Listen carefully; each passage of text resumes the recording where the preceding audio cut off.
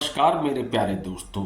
आज के वीडियो में मैं हिंदुस्तान के उस काले सच को दिखाने वाला हूं जिसके बारे में कोई बात भी नहीं करता है, कोई जिक्र नहीं करता है। पता नहीं एक ऐसी क्या घबराहट है, कोई उसके बारे में कोई बात ही नहीं होती है। उसी काले सच को मैं आज दिखाने वाला हूं जो 1947 से या 1947 से पहले से लेके और आज के समय तक वो काला सच छुपाया गया है सबसे, उसी को मैं उजागर करने वाला हूं। अगर आप जानना चाहते हैं कि वो क्या काला सच है या हमारे ऊपर लगा हुआ एक धब्बा है, क्या है ये, तो चलिए शुरू करते हैं वीडियो। नमस्कार मेरे प्यारे दोस्तों, अगर हमें इस काले सच की सच्चाई को जानना है तो हमें 1857 में चलना पड़ेगा, क्योंकि वहीं से उजागर होता है ये काले सच की जो शुरुआत हुई है। उसी के बाद से ये शुरुआत हुई है। 1857 की जो क्रांति थी वो इतनी जबरदस्त क्रांति हुई थी अंग्रेजों के विरुद्ध कि अगर हमारे कुछ देश के गद्दारों ने अगर अंग्रेजों का साथ नहीं दिया होता तो शायद हम 1857 में आजाद हो गए होते। लेकिन कुछ चंद गद्दारों ने अंग्रेजों का साथ दिया था उस 1857 की क्रांति में, जिस कारण अंग्रेज बहुत मुश्किल से जीत पाए थे वो युद्ध। लेकिन जीतने के बाद अंग्रेज इतने भयभीत हो चुके थे कि उन्हें ये लगने लगा था कि अगर इस तरीके की क्रांति अगर दोबारा से होती है तो शायद उनका बचना नामुमकिन हो जाएगा। उन्होंने बहुत मंथन किया क्या ऐसा किया जाए कि इस तरीके की कभी क्रांति दोबारा से हो ही नहीं पाए। तो इसीलिए उन्होंने एक ऐसा संगठन तैयार किया कि जो शांतिपूर्ण तरीके से उनके हिसाब से चलता रहे, जिसकी लीड जो है पूरे उनके हाथ में रहे, जो कभी हिंसक ना हो सके, अहिंसा के एक नाटक के रूप में पब्लिक के सामने प्रस्तुत किया जा सके। तो उस संगठन का नाम था इंडियन कांग्रेस, यानी इंडियन कांग्रेस की स्थापना सर ए.ओ. ह्यूम ने 1885 में की थी। यानी ये सोचिए, कांग्रेस की स्थापना खुद एक अंग्रेज ने की थी और उसे इस तरीके से मैनिपुलेट किया गया था। जितने भी उसके जो टॉप लीडर थे वो लगातार अंग्रेजों के संपर्क में रहते थे। अगर कोई आंदोलन होना होता था तो अंग्रेजों को पहले से उसकी जानकारी हुआ करती थी। आज तक कोई भी आंदोलन हिंसक नहीं हो पाया। अगर वो हिंसक जरा सा भी होता था तो उसी आंदोलन को वहीं पर रद्द कर दिया जाता था, ये खत्म कर दिया जाता था, क्योंकि उसके जो मेन सर्वे थे वो खुद अंग्रेज ही हुआ करते थे उसके। हाँ, आपने सुना है कि हमारे देश में जो आजादी आई है वो चरखे से आई। अगर भाई आजादी केवल चरखे से आई तो बहुत सारे लोगों ने अपने प्राण निछावर किए थे इस देश के लिए, तो वो क्या चरखे के बीच में पिस के खत्म हो गए थे? क्या चंद्रशेखर आजाद चरखे के बीच में आ गए थे, या भगत सिंह चरखे के बीच में आ गए थे, या सुखदेव चरखे के बीच में आ गए थे, जो उसके बीच में चरखे के बीच में चलते हुए बीच में पिस गए? लेकिन सबको ये बताया गया आजादी के बाद कि हमारे देश में अहिंसा के रास्ते पर चल के गांधी जी ने इस देश को आजाद कराया। जबकि उसके जो मुखिया बनाए गए थे, बाद में मुखिया जो बन गए थे, सर्वेसर्वा बन गए थे, वो गांधी जी ही उसके सर्वेसर्वा लगभग हो चुके थे और पूरी तरीके से वो उनके इशारे पे चलते थे। अगर गांधी जी के बारे में पूरा अगर आप जानेंगे तो आपको पता चलेगा कि गांधी जी कभी एक मत रहते ही नहीं थे। कभी वो कुछ बात कहते थे फिर वो पलट के दूसरी बात करने लगे थे। और सबसे ज्यादा तुष्टीकरण अगर इस देश में किया गया है, दास करमचंद गांधी ने ही इस देश में तुष्टीकरण किया था। आप ये विडंबना देखिए कि उन्होंने मंदिर में बैठ के कुरान तो पढ़ी लेकिन कभी भी किसी को यह संदेश नहीं दिया कि कोई मस्जिद में बैठ के गीता भी पढ़ सकता है। अगर इस तरीके का कभी उनसे कोई जिक्र भी करता तो वो साफ मना कर देते। कभी भी अगर गांधी जी के समय में अगर हिंदू मुसलमान के झगड़े होते थे तो वो सीधे तुष्टीकरण की वजह से वो मुसलमानों का ही पक्ष लिया करते थे। कभी भी आज तक उन्होंने हिंदुओं का कभी भी पक्ष नहीं लिया। वो मुस्लिम लीग के पूरी तरीके से कब्जे में थे, या ये कहें उससे पूरी तरीके से प्रभावित थे। तक गांधी जी का जो बहुत अच्छा रूप सबके सामने दिखाया गया है, अगर उनके सेक्सुअल लाइफ के ऊपर अगर जिक्र करें तो वो खुद इसमें बहुत ज्यादा इंटरेस्ट लिया करते थे। उनके साथ जो काम करने वाली जो लड़कियां होती थी वो खुद उनके संग में निर्वस्त्र होकर सोया करते थे।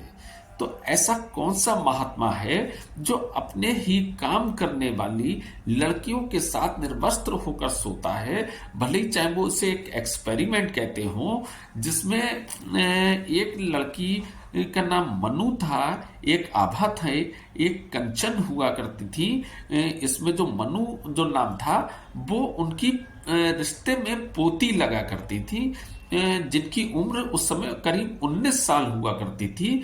बताइए, कोई अपनी पोती के साथ में निर्वस्त्र होकर सो सकता है? ये सोचना भी पाप है। तो लेकिन सब उन्हें सब राष्ट्रपिता का दर्जा देते हैं। मतलब भारत माता के क्या पिता गांधी जी हो सकते हैं? कुछ छोड़ते हुए हम 1947 में बंटवारे की तरफ चलते हैं, क्योंकि अगर उससे पहले कि हम बात करेंगे तो वीडियो बहुत लंबी हो जाएगी। इसकी कोई थाई नहीं है कि मैं एक के बाद बातें बताता जाऊंगा और वो चलती जाएंगी। तो इसलिए हम संक्षेप में करते हुए, यानी शॉर्ट करते हुए, हम सीधे हिंदुस्तान के बंटवारे की तरफ चलते हैं। आखिर इस बंटवारे के समय में जो आज तक का दुनिया का सबसे बड़ा जो नरसंहार हुआ है, जो लोगों का कत्ले आम हुआ है, वो 1947 में बंटवारे के समय हुआ था। इस नरसंहार का असली जिम्मेदार आखिर कौन है? किसे जिम्मेदार ठहराया जा सकता? कोई तो ऐसा होगा जो इसकी जिम्मेदारी ले सके, लेकिन किसी ने ली नहीं। लेकिन हम तो तय कर सकते हैं कि इस नरसंहार का जिम्मेदार आखिर कौन था। तो इसी को हम जानते हैं। जब बंटवारे की बात जब चली थी हमारे देश में, तो गांधी जी ने क्लियर ये कहा था, हिंदुस्तान का बंटवारा किसी कीमत पे नहीं हो सकता। अगर बंटवारा जो है वो मेरी लाश पर होगा। और जिस टाइम गांधी जी के समय में उनके जो बोल होते थे, उनकी बात अटल सत्य माना करते थे लोग कहते थे कि अगर गांधी जी ने इतनी बड़ी बात कह दी है कि बंटवारा नहीं होगा तो नहीं होगा। तो इसी बात को मानते हुए जो पाकिस्तान की तरफ रहने वाले लोग हैं, लाहौर है, सिंध प्रांत में जो सब रहने वाले लोग थे, उन्होंने ये गांधी जी की बात को अटल सत्य मान लिया था और निश्चिंत हो गए थे। उनका मानना था कि अब हमारे देश का कोई बंटवारा नहीं होगा, हम लोग शांतिपूर्ण तरीके से अपने ही घर में रहते रहेंगे, अपनी जो हमारी जमीन जायदाद है वो सुरक्षित रहेगी। अब हमें कुछ भी करने की जरूरत नहीं है, हमें इधर से उधर जाने की जरूरत नहीं है। लेकिन अचानक क्या हुआ, उस बंटवारे पर सब ने हामी भर दी। गांधी जी भी पूरी तरीके से मौन रह गए। उन्होंने ये भी नहीं कहा कि अगर बंटवारा होना है तो दोनों तरफ के लोगों को कुछ समय दिया जाना चाहिए इधर से उधर जाने के लिए, उसी के बाद बंटवारा निर्धारित किया जाएगा। लेकिन गांधी जी ने भी मौन चुप रहकर उस बंटवारे पर हामी भर दी, जिस कारण जो उधर के लोग थे वो पूरी तरीके से फंस गए थे। वहां पर माराकाटी शुरू कर दी गई थी। बहुत सारी महिलाओं के साथ बलात्कार किया गया, उसमें बहुत सारे बच्चों को मारा गया। बहुत सारे बुजुर्गों को मारा गया, युवाओं को मारा गया, किसी को बचने का मौका ही नहीं मिला। ये मौका क्यों नहीं मिला? ये गांधी जी के उस एक वचन की वजह से कि बंटवारा मेरी लाश पर होगा। अगर ये बात उन्होंने पहले नहीं कही होती तो वो समय रहते अपनी जमीन जायदाद बेच के, अपने बिजनेस को क्लोज करके, अपनी पूरी फैमिली के साथ समय रहते हिंदुस्तान आ जाते और जो लाखों जाने गई हैं वो बच सकती थी। लेकिन गांधी जी ने जो उन्हें विश्वास दिलाया था, उस विश्वास की वजह से बहुत सारे लोगों ने अपनी फैमिली को खो दिया। किसी ने अपनी पत्नी को खोया था, तो किसी ने अपने बेटे को खोया था, किसी ने अपने बाप को खोया था, किसी ने अपने बच्चे को खोया था। तो इन सब मौतों का जिम्मेदार कौन है?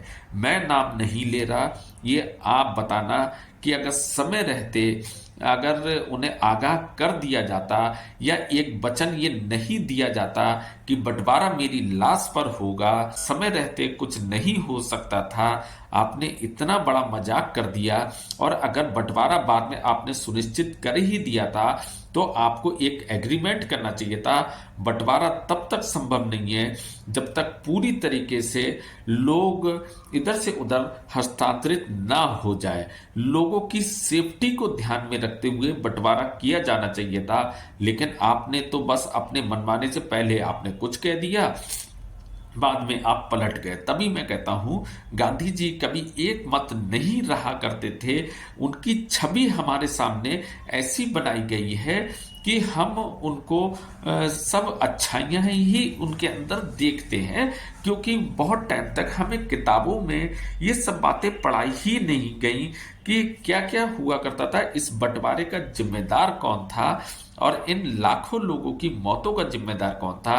अगर ये सब बातें भी हमें बताई जाती तो हम खुद निर्णय करते कि हाँ, आज तक का जो दुनिया का सबसे बड़ा नरसंहार है तो वो किस व्यक्ति की वजह से हुआ था। विडंबना आप देखिए, वो जो बंटवारा हुआ था वो धर्म के आधार पर बंटवारा हुआ था। उस बंटवारे का कोई और रीजन नहीं था, केवल हिंदू और मुसलमान के आधार पर बंटवारा किया गया था। तो जब बंटवारा हो ही गया था तो सीधे से मुसलमानों को उधर जाना चाहिए था, हिंदू को इधर रहना चाहिए था। लेकिन आपने क्या करा? आपने जो उधर मुसलमान जाने वाले थे, आपने उन्हें रोका, उन्हें जबरदस्ती भरोसे में लिया और उन्हें भी आपने ही यहाँ रोक लिया। क्यों रोक लिया? और उधर से जो हिंदू जैसे तैसे बच के, जान बचा बुचू के, कुछ अपनी फैमिली को वहीं पर खो के, सब जमीन जात छोड़ के और बिल्कुल कंगाल होके आए थे, आपने उनकी तरफ ध्यान भी नहीं दिया। जब वो आए थे तो उनके पास आश्रय का कोई साधन नहीं था। कुछ लोगों ने मस्जिद में, जो यहाँ से कुछ लोग गए थे, वो मस्जिदें खाली पड़ी थी या वो जमीन जायदाद जो खाली पड़ी थी, जो लोग यहाँ से भी गए थे शरणार्थी थे, जब वो कुछ लोग मस्जिद में रुकने लगे थे या उनके जो खाली पड़े घर थे, जब उन्होंने उसमें शरण लेना शुरू करी तो खुद गांधी जी ने उनमें से उन शरणार्थियों को निकलवाया था। तो ये तुष्टीकरण थी। तो नाथूराम गोडसे की नज़र से भी हम गांधी जी को जानते हैं। जब नाथूराम गोडसे का जब केस चला था तो उसने जो अपनी कार्रवाई थी, उसने स्वयं अपनी कार्रवाई की थी। तो जब जज ने उससे पूछा, आप अपनी सफाई में कुछ कहना चाहते हैं कि आपने गांधी जी को क्यों मारा, तब उसने करीब 500 पेज का अपना पूरा वो तैयार करा था, लिखित में देना था कोर्ट में और उसे पढ़ के सुनाना था। उसका ये कहना था कि गांधी जी इस देश में सबसे बड़े तुष्टीकरण के नेता हैं। जब भी कभी अगर मुसलमानों के ऊपर कुछ होता था तो ये मुस्लिम लीग के संग में कंधे से कंधा मिला के चलते थे।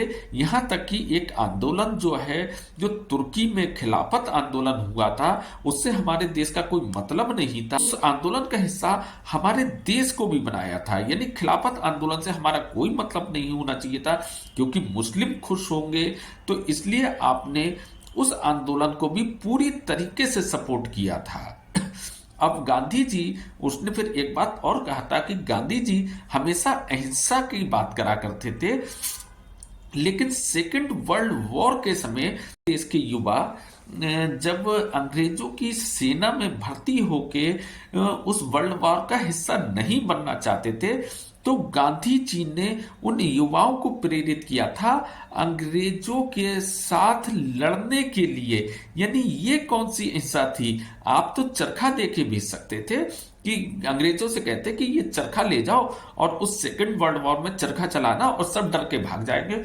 आप एक तरफ अहिंसा की बात करते थे और दूसरी तरफ उन युवाओं को प्रेरित कर रहे थे उनकी सेना में भर्ती होने के लिए, उनकी तरफ से लड़ने के लिए खुद गांधी जी ने प्रेरित करा था। तो कितना बड़ा मजाक है। वहां पे आपने अहिंसा का नाम क्यों नहीं लिया? वहां पे आप हिंसा पे क्यों डट के खड़े हो गए थे? फिर उसके बाद नाथूराम गोडसे ने यह भी कहा था, कत्ले आम चल रहा था, जवाब में जब यहां पर लोगों ने अपना कार्रवाई शुरू करी या उसको रिटेलिएट किया, तो गांधी जी पश्चिम बंगाल में अनशन पर बैठ गए कि नहीं, आप इनके ऊपर कुछ नहीं कर सकते, इनको मारने से पहले आपको हमें मारना होगा। तो ये गांधी जी ने तुष्टीकरण करा। उसके अलावा जब बंटवारा होना था तब पाकिस्तान को 75 करोड़ रुपए दिए जाने थे, जिसमें 20 करोड़ तो बंटवारे के समय ही दे दिए गए थे, 55 करोड़ रुपए बाद में दिए जाने थे।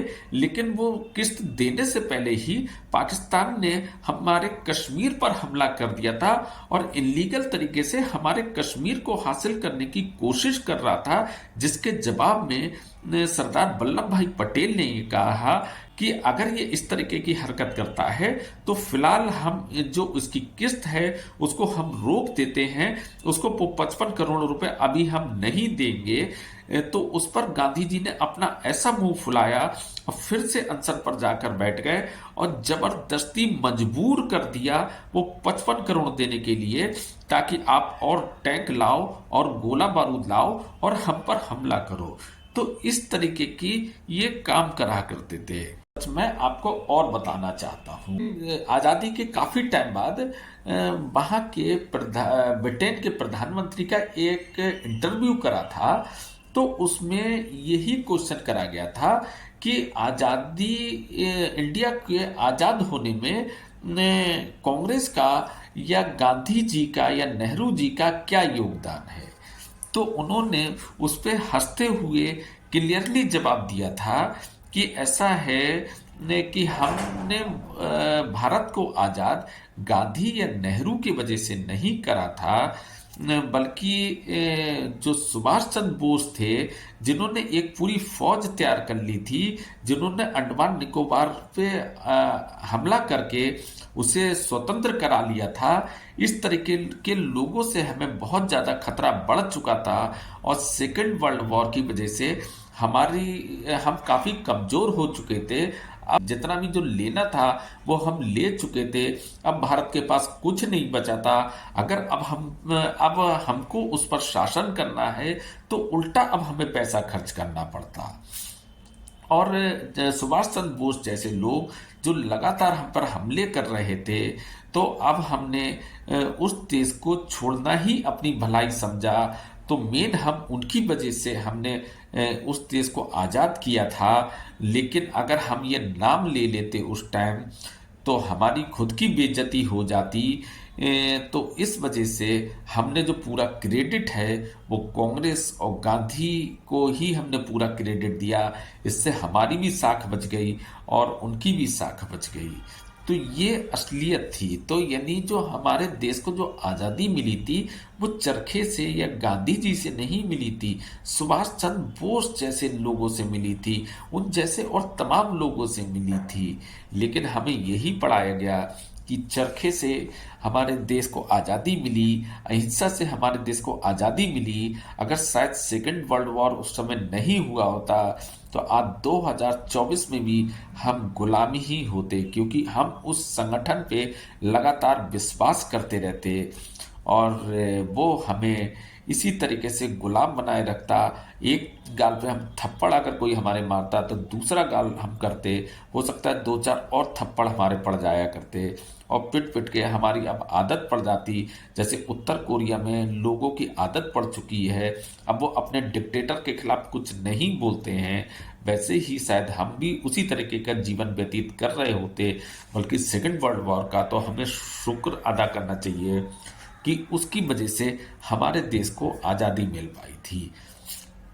तो एक ये जो बहुत बड़ा जो सच है, ये किसी को नहीं बताया जाता है कि अंग्रेज किसकी वजह से हमारे देश से गए थे। हम तो यही मानते हैं कि अहिंसा के मार्ग पे चलते हुए चरखे के द्वारा हमारे देश को आज़ादी मिली थी। बाकी आप डिसाइड करना, मुझे तो हंसी आती है, बाकी आप डिसाइड करना क्या सही है क्या गलत है। फिलहाल आप अपनी राय बताना मुझे कमेंट्स में। मैंने अपनी राय बताई है। अगर मेरा वीडियो अच्छा लगा हो, मतलब प्लीज शेयर करना, लाइक करना, सब्सक्राइब करना मत भूलना, क्योंकि मैं ऐसी ऐसी वीडियो बना रहा हूँ जो शायद मुझ पर भी खतरा आ सकता है, लेकिन फिर भी मैं आप लोगों के लिए बता रहा हूँ, वो छुपी हुई सच्चाई बता रहा हूँ, वो काला सच बता रहा हूँ, हिंदुस्तान के ऊपर लगे हुए उस धब्बे को बता रहा हूँ। बाकी आप डिसाइड करना, आप अपने दिमाग से सोचना क्या सही है क्या गलत, क्या मैंने सही कहा या गलत कहा। बाकी फिर मिलते हैं नेक्स्ट वीडियो में।